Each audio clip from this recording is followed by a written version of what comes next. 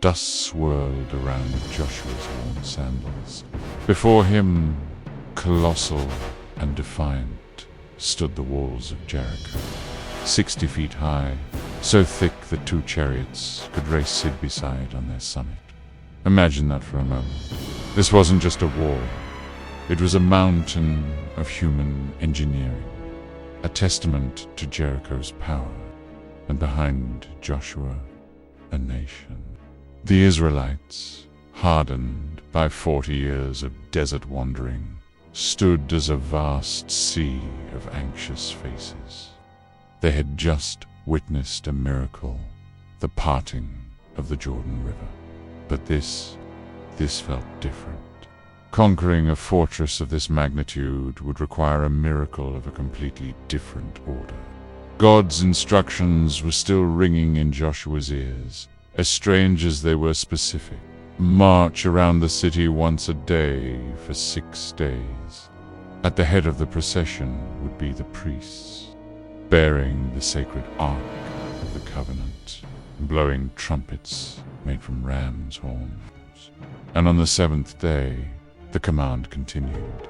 You will march around 7 times. Then you will shout, a shout to bring down walls. Defied all military logic. It was a strategy built not on siege engines and scaling ladders, but on pure, unshakable faith. The first day was a crawl. Picture the scene. Israelite soldiers, their bronze armor and leather straps gleaming under the harsh desert sun, marching in complete, disciplined silence. The only sounds were the rhythmic tramp of thousands of feet on dusty ground and the long, mournful cry of the shofar, the ram's horn trumpet, echoing against the stone. Up on the walls, the defenders of Jericho watched. You can almost see their faces, a cocktail of confusion, fear, and outright mockery. What kind of army was this? What strange ritual were they performing?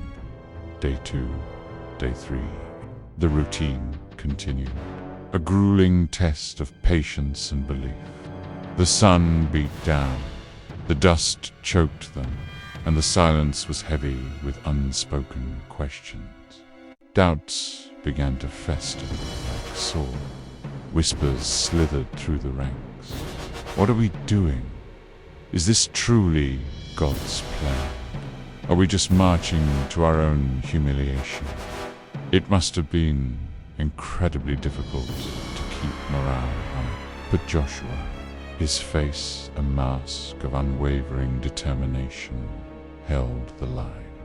His faith was the anchor for an entire nation. He trusted the command, no matter how bizarre it seemed. Then came the 7th day. The air was electric with anticipation. As the sun climbed its arc in the sky, the army completed its first circuit. Then the 2nd, the 3rd, all the way to the 6th. Finally, they began the 7th and final march around the city. The tension was palpable. The soldiers, the priests, every man, woman, and child held their breath. They had followed the instructions to the letter. Now it was time. After the 7th circuit, a hush fell over the plains. Joshua raised his hand.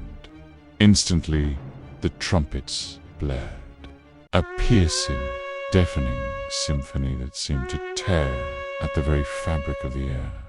And then, at Joshua's signal, a single earth-shattering shout erupted from the throats of thousands. It wasn't just a battle cry. It was a release of every doubt, every fear, and every ounce of pent-up faith from the last 7 days. It was a sound of pure, unified belief. The ground began to tremble beneath their feet. A hairline crack appeared in the massive stone wall.